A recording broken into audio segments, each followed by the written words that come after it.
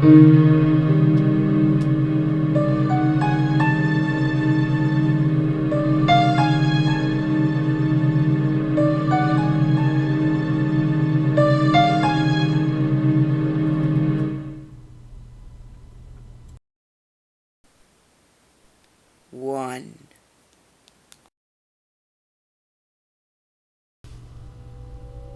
My dad died, and about a year later, on his birthday, I see someone who resembles him out of the corner of my eye. So I look, and he disappeared. The messed up part was that he was in a gray t-shirt and white pants with a white jacket. I tracked him down in the store and followed him almost like a stalker. I looked at him over and over, and it was a spitting image of my father, and I could not believe it. Let me backtrack a little bit. My dad got misdiagnosed with diabetes and died of pancreatic cancer. When he died, I remember them zipping him up in the bag, and my mom told me not to look, but I grabbed her so she couldn't see him being wheeled out. He died at our house, which was his wishes. Also, he loved to fish, and my mother and I live in a tourist area, so I stopped what I was shopping for and just followed him. Half of me wanted to go up to him and say, "Dad," but I thought it would be weird, so I continued to follow him. He gets out of the parking lot and is driving a Mercury Coupe DeVille fixed to the nines, which he always said he wanted.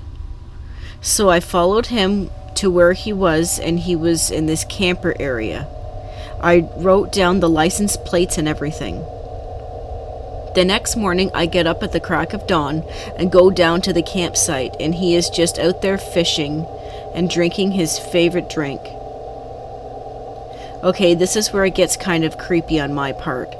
It began to bother me so much that maybe the off chance that he was still alive. It was all I could think about. I asked the camp person how long he had been staying for, and he said that his thing was up in about 2 days, and he only told me this after I paid him $50. I said, screw it, I'm gonna follow him and see where he takes me. At the time, I worked for a logistics company, and I never took a sick day, and I gathered up a whole bunch of paid time off. So on the day that he was fixing to leave, I gassed up and followed him. I followed him all the way to Michigan, which is where he said he wanted his ashes scattered. On the way, he slept in a motel, and I slept in my car just waiting. I finally got to Michigan, which, to be honest, if I was not following him, I would have had no idea what to do. Coming back was horrible, but going up was easy. He pulled in his driveway, and out came his elderly-looking wife and a couple of grandchildren. I stopped for a second and was pissed that he faked his death and screwed us over. But I left about 30 minutes later. He looked up at me and waved, and I waved back as I was pulling around the culvert. On the way home, I came at peace, thinking, you know what, at least he's happy, and if that is what heaven gets to be for this man, he deserved it. It transformed my life for the better. It made me think that heaven does exist, and you just get to come back without any of your old problems and can start something new in your twilight years. I later thought about going down to see if I could run the license plate to see the name of the man or something, but I thought, my ignorance is bliss. I told my mom the whole tale, and she never to this day believes me. But every summer I go down to the campsite and fish, and just wait for him to show up. To this day, he hasn't, but it gives me hope.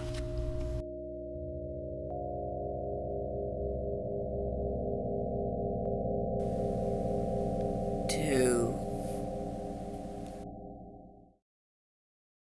The strangest thing that's ever happened to me has stuck with me ever since I was in the 1st grade. It was the morning of my birthday, and I woke up to hear the phone ringing out in the living room. I jumped out of bed to try to answer it, but my mom had gotten to it first. I stared at her, having a feeling it had something to do with my birthday party later that day. She didn't acknowledge my presence at all, which I didn't think was weird until later. Then when she answered, I could hear who it was at the other end, as if I was on the phone too. It was my friend who originally said she couldn't come to my party, and I could hear everything she said word for word, letting my mom know that she would in fact be coming. I was ecstatic, and my mom hung up the phone, completely ignoring me as if I wasn't even there. Then I blink and I'm waking up in bed. Unbelievably confused, I roll out of bed and go to the living room where my mom is in the kitchen. She looks up and tells me that my friend called to let me know that she would make it to my birthday party. I was so confused. I told my mom that I had dreamt about that happening, and she dismissed it for what it was, just a dream.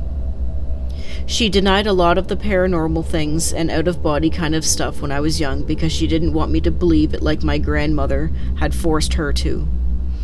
But this wasn't the only time it happened while growing up, just the first.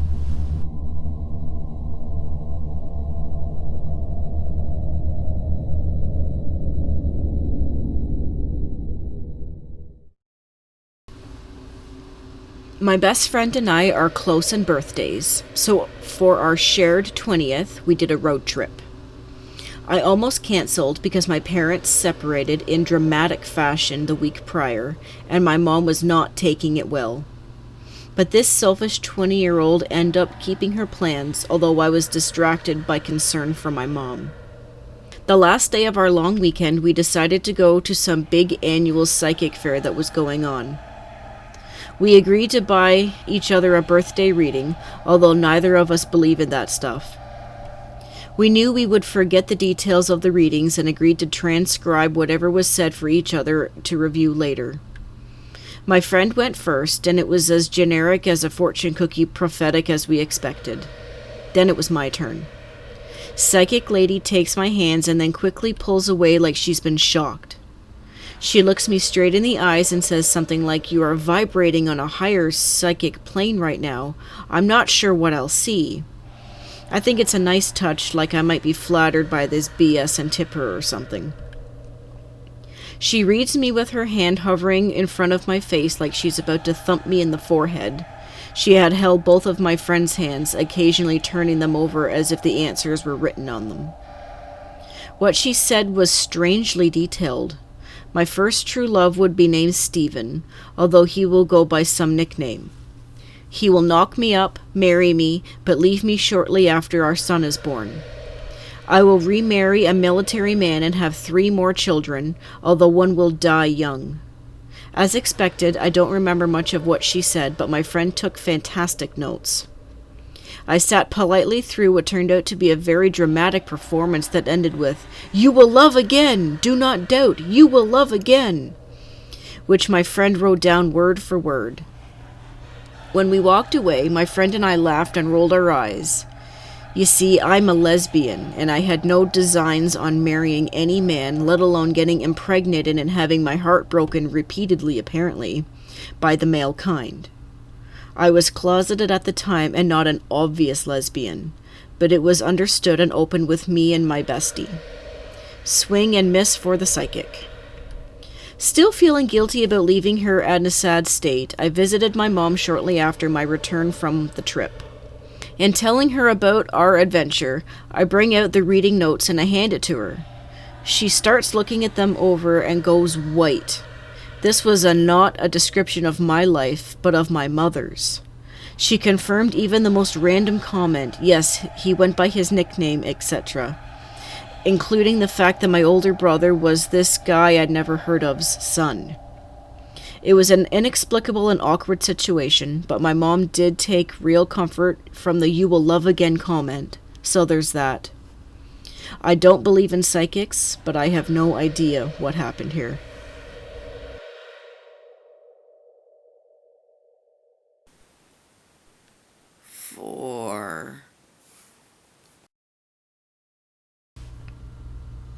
When I was in the hospital giving birth to my first child, I remember being in a very vivid, constant state of deja vu. I had to be induced, so all the medicine may have been a factor, but even after the second day when all the meds were gone, I still felt it. It lasted a total of 3 days straight, up until I was discharged. The most vivid moment I remember now of that time, almost 3 years later, was when my kid was in the bassinet next to my bed, and I was looking through the translucent walls of the bassinet, and saw my husband's foot hanging off the couch, bouncing as it was resting. It was a totally random moment, but it felt so familiar.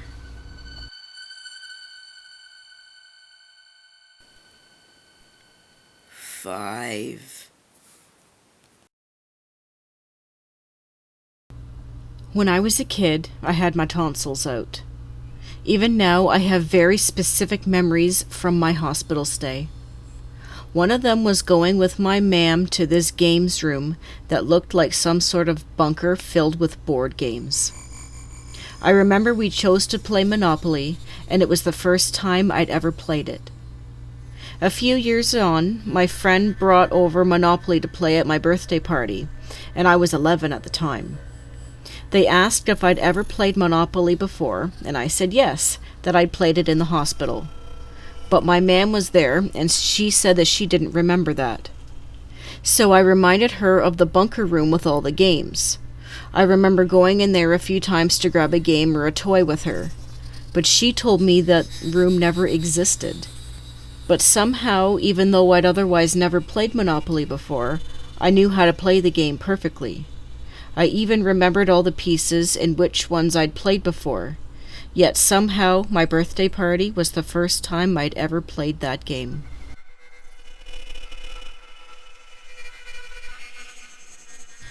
Thank you so much for watching and supporting the show. If you have a story to share, send us an email, like us on Facebook, share, like, and subscribe.